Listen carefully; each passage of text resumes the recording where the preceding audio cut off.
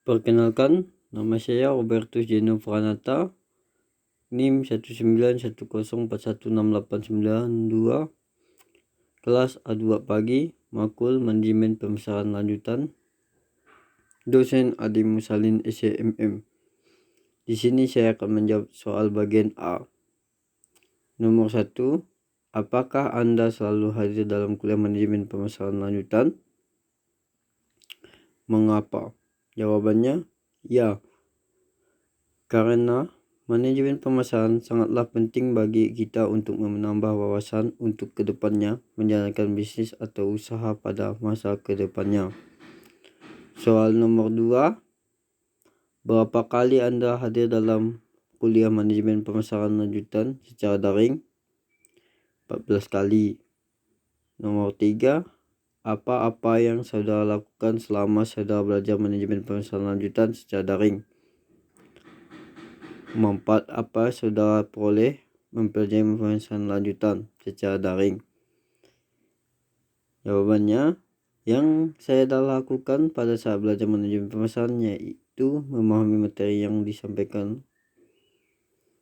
Manfaatnya, yang saya dapat bisa belajar tentang bagaimana manajemen pemasaran itu sendiri.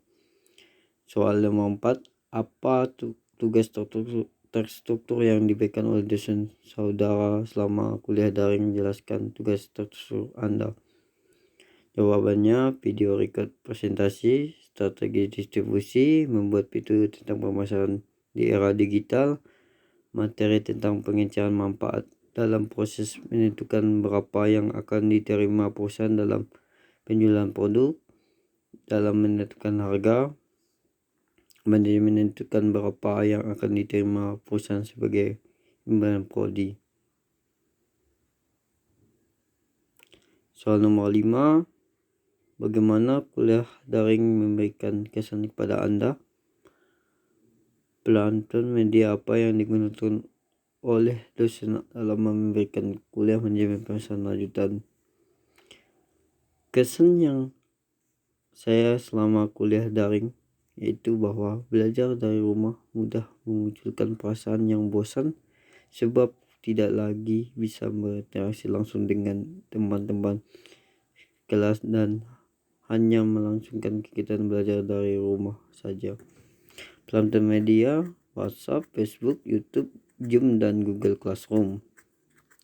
Soal bagian B, nomor 1, jelaskan pengertian saluran distribusi dan strategi distribusi intensif, eksklusif, dan selektif, beserta kelebihan dan kekurangannya.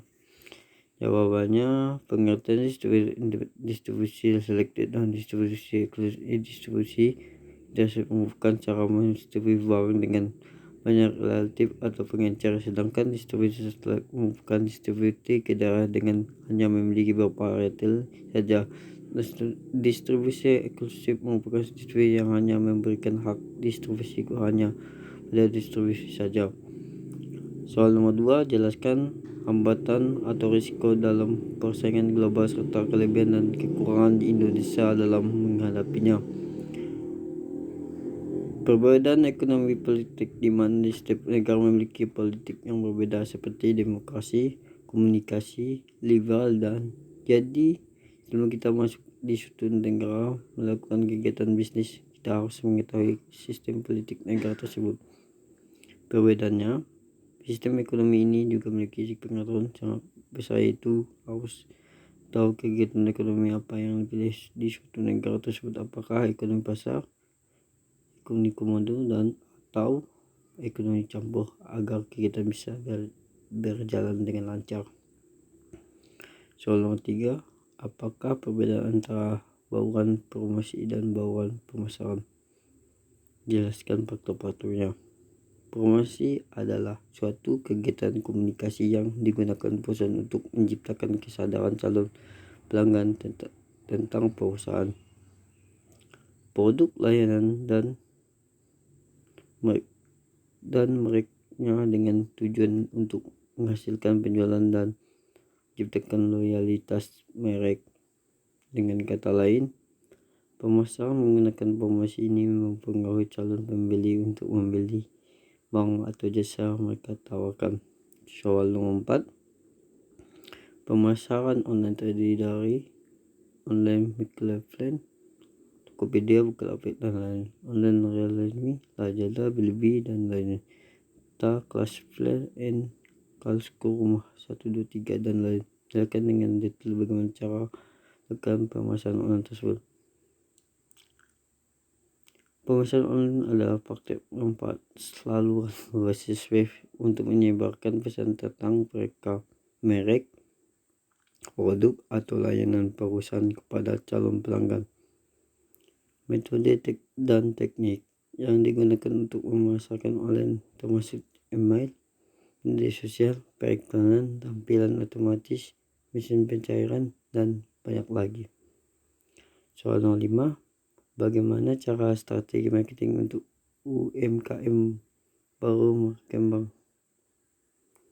Menciptakan produk yang unik akan membantu kamu dalam menanggapi persaingan pasar dan membuat konsumen loyal menggunakan produk kamu. Bukan hanya itu, produk yang unik juga akan membuat iklan kamu semakin menarik. Soal bagian C. Marketing mix adalah kumpulan variabel pemasaran yang digabungkan dan dikendalikan oleh sebuah perusahaan untuk menghasilkan respon yang digunakan dari target marketing.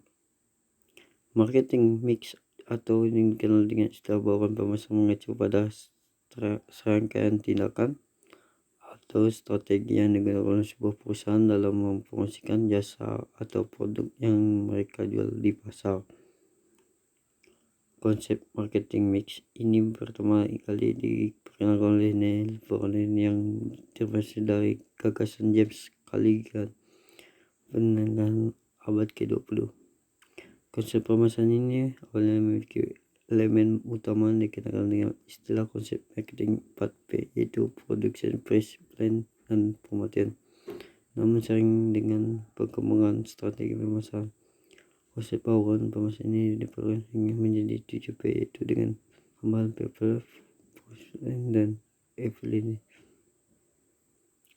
Yang B, marketing adalah upaya untuk memperkenalkan produk kepada pelanggan.